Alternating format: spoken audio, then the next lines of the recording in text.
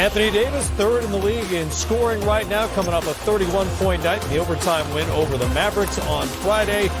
Back to work in Texas and San Antonio as the Lakers continue their road trip with a stop in on the San Antonio Spurs.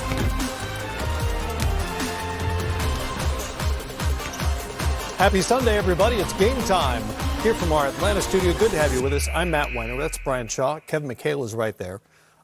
Sam Mitchell is back in the film room right now.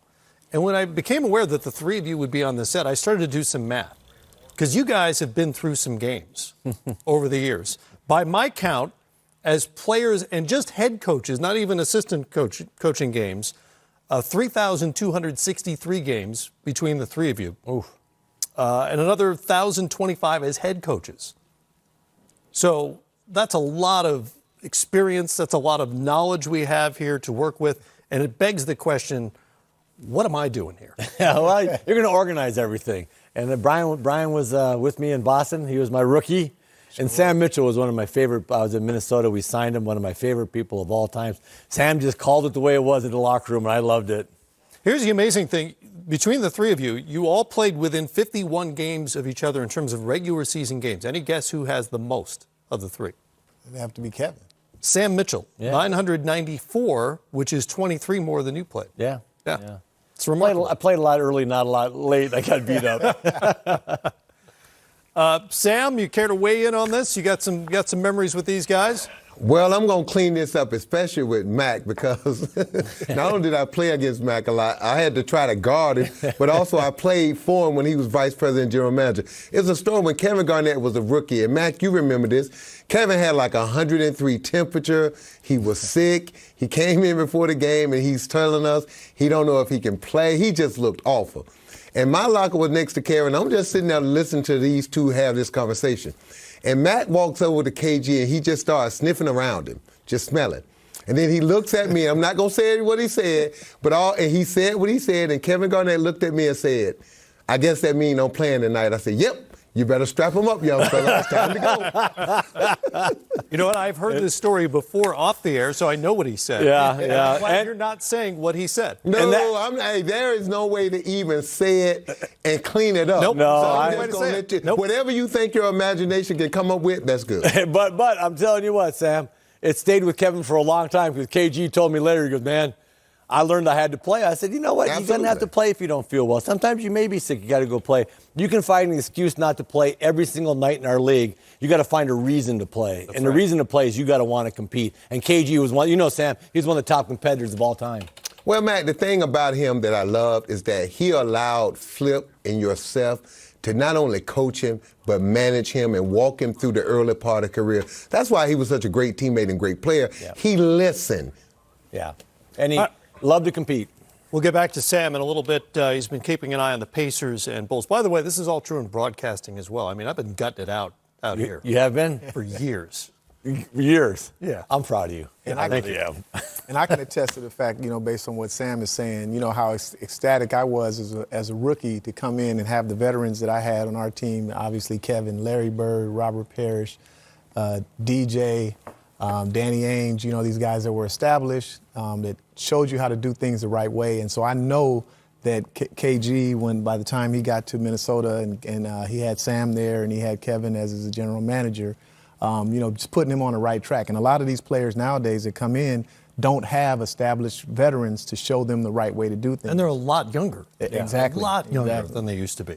All right, let's get to it. Second stop of the Lakers' three-game trip has them in San Antonio tonight. At 4-1, they off to their best start in 9 seasons. Are you impressed so far by what you've seen out of the purple and gold? I am. My biggest question mark was defensively. I know Frank Vogel's a defensive coach and how they were going to do defensively.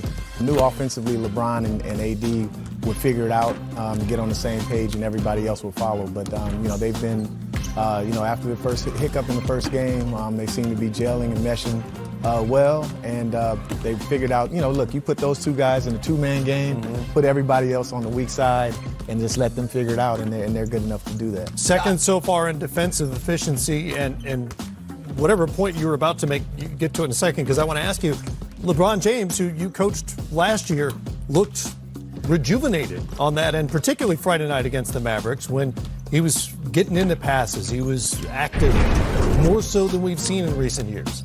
Yeah, it starts on the defensive end for any good team because your offense is going to come and go, but you got to be able to score off your defense, and that's what I'm always. Early in the season, I looked.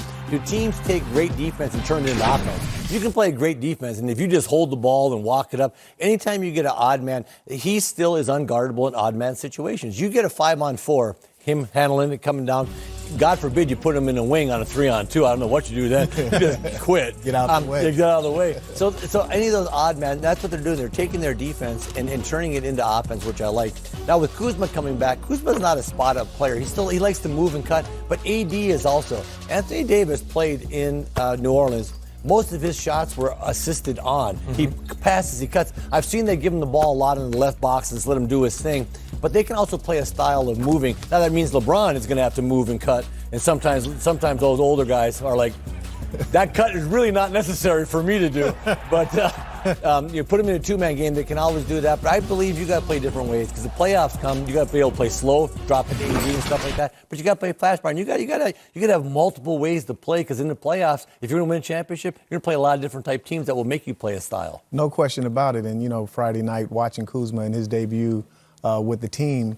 He's going to provide that energy and that movement when LeBron and AD want to, pace themselves. He can be the guy off ball that's cutting and being live. And if you take a look back at some of the things I was looking and take the shots that are there. And you need those guys out in play the moment because, and you're playing in playoff situations. Look what Van Fleet did for Toronto about the shots. Mm-hmm. When you're a top player, you need to throw it out because you're getting double teams, all their attention. You see some guys that rise up and shoot it. I don't care if it goes in. They rise up and shoot that thing like they mean it. You go like, okay, we're okay. Some old-fashioned offense would be interesting for L.A. and see if they do it. How about you set Kuzma in the corner? You set a double pin down with AD and LeBron setting a double pin down. Then you pin the picker on the inside. Right. Those three guys coming off with Rondo, who has got great vision.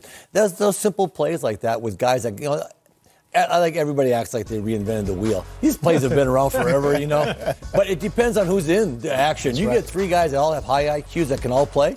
Those simple actions, as double pin downs and stuff, are impossible to guard because someone's going to make a mistake defensively.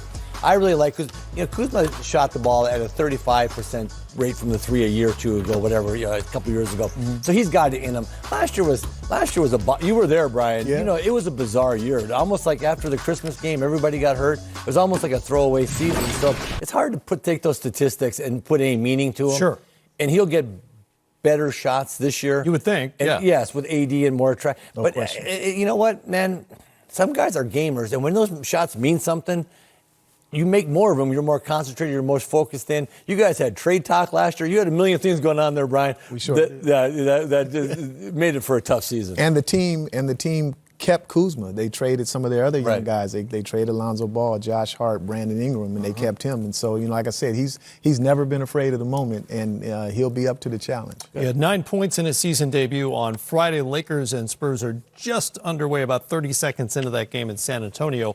We'll keep an eye on that. Already been keeping an eye on the Bulls and the shorthanded Pacers tonight. You know about Miles Turner. He's been out with an ankle injury. Domantas Sabonis also out with a calf injury. But the Pacers have been in control throughout. Sam Mitchell's been keeping an eye on that for us. What have you seen so far, Sam? Yeah, even though the Pacers have been controlling this game, we're going to talk about one of the premier players in this league and young and upcoming players, Zach LaVine with Chicago Bulls. And let's just watch